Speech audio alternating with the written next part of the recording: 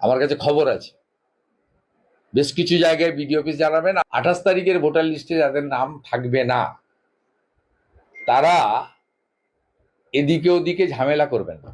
প্রচুর central force এসে গেছে এবং এই ভোটার তালিকায় বিতর্কিত এবং অমীমাংসিত যারা নাম আছে সেই নামটা বেরোবে না। সেই সংখ্যাটা কত আমি জানি না, কিন্তু সংখ্যাটা বিরাট বড়, 7,06,000 মতো বলা। ঠিক আছে, এখনো অফিসিয়াল স্টেটমেন্ট আসেনি। আমি প্রথমেই তো শুরুর আগে একটা সংখ্যা বলেছিলাম, আর ফাইনাল ভোটার লিস্টের পরে ফাইনালি একটা সংখ্যা বলবো, বেরোবে, দেখতে পাবেন। এবং আমার কাছে অনেকেই চেয়েছে যে বাংলাদেশি মুসলিম আর রোহিঙ্গা কোথায় গেল। বিহারে যেমন 30,90,000 অবৈধ অনুপ্রবেশকারী চিহ্নিত হয়েছে, এখানেও আমি বলেছি ফাইনাল ভোটার লিস্টের পরে, এখন তো ফাইনাল ভোটার লিস্টে 28 তারিখের পরে বলা যাবে না, সাপ্লিমেন্ট বেরোবে এসি ওয়াইজ, একটা এসি কমপ্লিট হবে, তার সাপ্লিমেন্ট ক্লোজ হবে।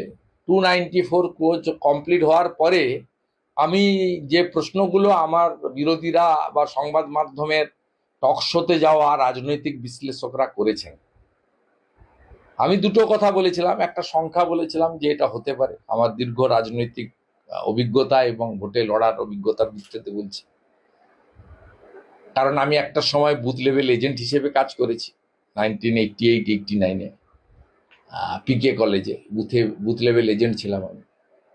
তা ন্যাচারালি আমার সেই অভিজ্ঞতা দিয়ে আমি এটা বলেছি। সেই সংখ্যাটাও আপনারা পেয়ে যাবেন, কিছুটা আঁচ ড্রাফটে পেয়েছেন, কিছুটা আঁচ 28 তারিখে পাবেন, আর ফাইনালটা আপনারা পেয়ে যাবেন সাপ্লিমেন্ট ভোটার লিস্টের এসইউআই লিস্টের পরে। আর যে প্রশ্নটা বারে বারে করেছেন কোথায় গেল অনুপ্রবেশকারী, কোথায় গেল ইত্যাদি ইত্যাদি, সেটা বিহারে যেমন সংখ্যা এসে গেছে তেমনি এখানেও সংখ্যাটা এসে যাবে, সেটা আমি দিয়েও দেবো টাইমলি। এটা করতে দেন, একটু কিপ পেশেন্স।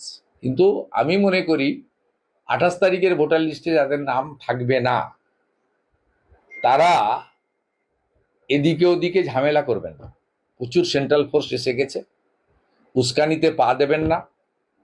আপনারা পরিকল্পনা করেছেন বেশ কিছু জায়গায় বিডিও অফিস জ্বালাবেন, আমার কাছে খবর আছে, বেশ কিছু জায়গায় বিডিও অফিস জ্বালাবেন। আমি সিওকে বলবো, স্টেট অবজারভারকে বলবো, ইলেকশন কমিশনকে বলবো সমস্ত তথ্য সুরক্ষিত জায়গায় ট্রান্সফার করে নিন।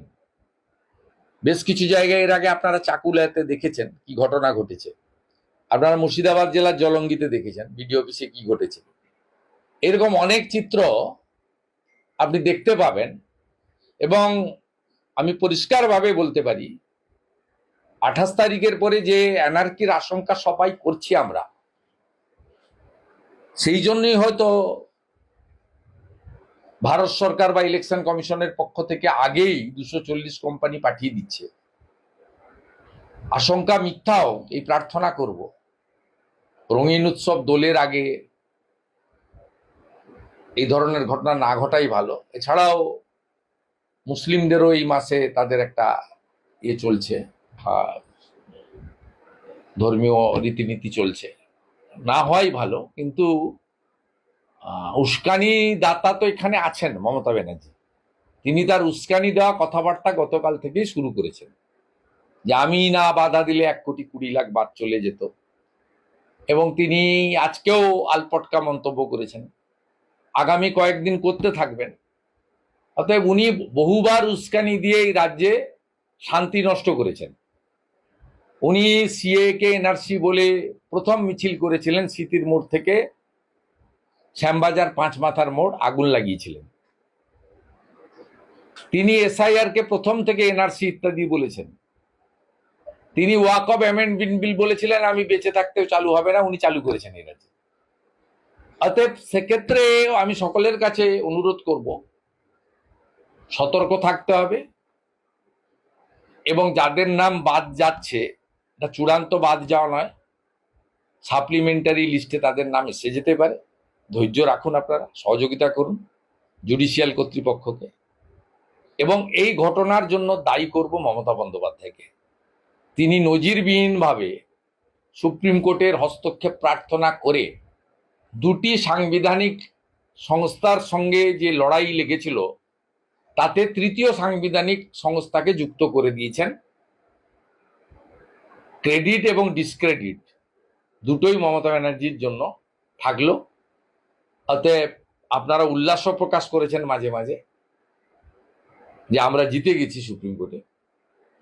তাই বিক্ষোভ যদি করতে হয়, প্রশ্ন যদি করতে হয়, আজকে ডিএ আন্দোলনকারীদের মতো কালীঘাটের কাছে গিয়ে বা নবান্নতে গিয়ে উত্তর চান, অন্য জায়গায় করবেন না, রাজ্যে যেন শান্তি নষ্ট না হয়। প্রধানমন্ত্রীর নামে চিঠি দিচ্ছে তৃণমূল কংগ্রেস।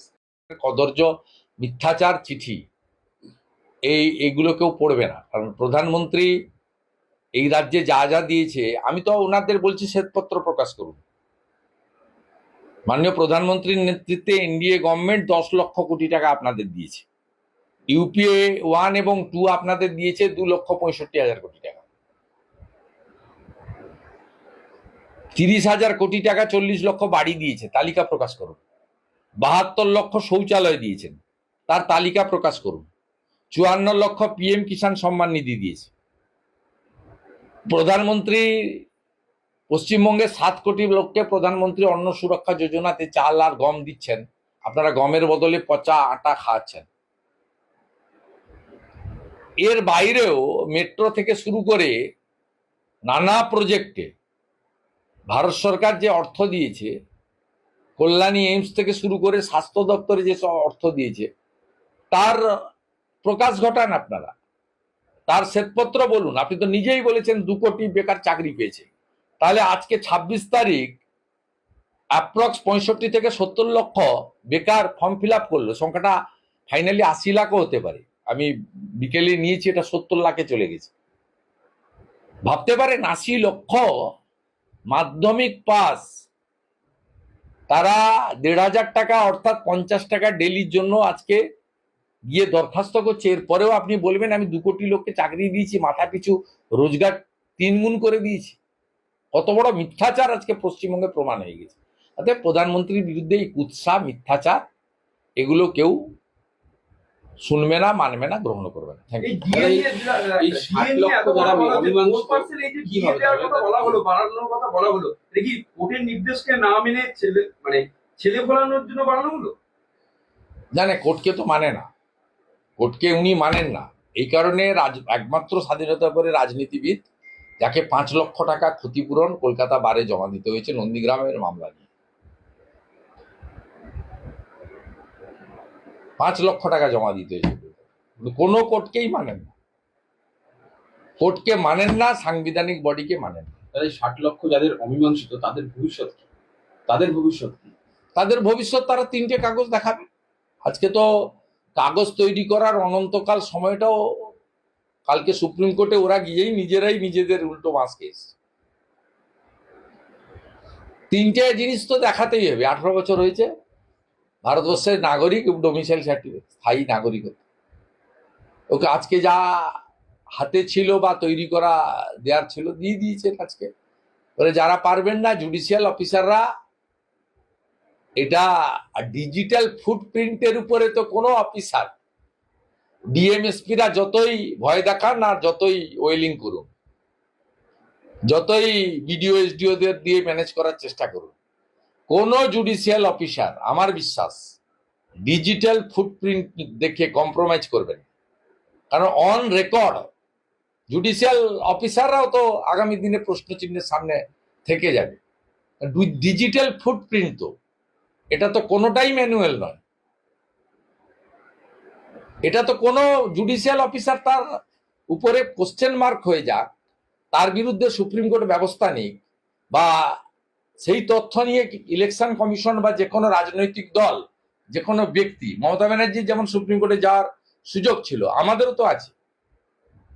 ডিজিটাল ফুটপ্রিন্টে যদি কম্প্রোমাইজ করেন জুডিশিয়াল কোনো অফিসার, সেক্ষেত্রে আমরাও তো সুপ্রিম কোর্টে যেতে পারি। কেউ তো আইনের ঊর্ধ্বে নয়, ভারতবর্ষের আইন তো সকলের জন্য সমান। তা আমার বিশ্বাস পড়াশোনা করে জুডিশিয়াল অফিসার যারা হয়েছেন, 3 বছরের বেশি অভিজ্ঞতা নিয়ে যারা এই কাজে অংশগ্রহণ করছেন, তারা ডকুমেন্টে কম্প্রোমাইজ করবেন। ডকুমেন্টে কম্প্রোমাইজ না করলে এই অবৈধ অনুপ্রবেশকারী ভোটাররা তারা বিশেষ করে বাংলাদেশি মুসলিমরা, যারা ভেড়া জমি নেই বলে, ভেড়া নেই বলে ঢুকে পড়েছেন, এখানে এসে একাধিক বিয়ে করেছেন, অসংখ্য বাচ্চা তৈরি করেছেন, তাদের বাঁচার কোনো রাস্তা নেই। আইনজীবী ফিরদৌস শামীমের বিরুদ্ধে মহিলাদের বিরুদ্ধে খারাপ ব্যবহার করার অভিযোগ দায়ের হয়েছে, এটা নিয়ে কিছু বলবেন? সম্পূর্ণ মিথ্যা, সম্পূর্ণ ওনার রাজনৈতিক মতাদর্শের আমি বিশ্বাসী। উনি সিপিএম বামপন্থী মানসিকতার লোক, কিন্তু উনি প্রতিবাদী, উনি বিরোধী বলেই আমি ব্যক্তিগতভাবে ফেরদৌস শামীমের সঙ্গে আছি। তিনি লড়াই করুন, আইনি লড়াই করুন। এই জিনিস অনেকদিন ধরে চলছে। সিলদাতে সারের দাম বৃদ্ধি নিয়ে যাকে জেলে ঢুকিয়েছিল, কার্টুন আঁকার জন্য অধ্যাপক অম্বরীশ বাবুকে ঢুকিয়েছিল, সেই থেকে শুরু করে এই যে কালচার, অম্বিকেশ মহাপাত্র, এই যে কালচার, এই কালচার কন্টিনিউ করছে। এই কালচারের শিকার হচ্ছে ফেরদৌস শামীম। আমি তো প্রত্যেক দিন এই কালচারের শিকার হই। আমার লাস্ট এই হেয়ার স্ট্রিট থানায় আমাকে জুতো ছুঁড়লো, আমাকে নোংরামি করলো, কোনো ভিডিও ফুটেজে দেখতে পাবেন না যে আমি দাঁড়িয়ে ওদের প্রতিবাদ পর্যন্ত করেছি, আমার নামে এফআইআর করেছি। অথচ আমি যে এফআইআর করেছি এখনো পর্যন্ত তার এফআইআর নাম্বার দেয়নি। এই কেসটা নিয়ে মমতা ব্যানার্জির 5 বছরে একমাত্র বিরোধী নেতা যার নামে 107টা মামলা হলো। তারপরে আমি সঠিক পথে আছি, আমার লড়াইটা ঠিক আছে, আমার সঙ্গে কারোর কোনো বোঝাপড়া নেই, এটা প্রমাণিত হচ্ছে।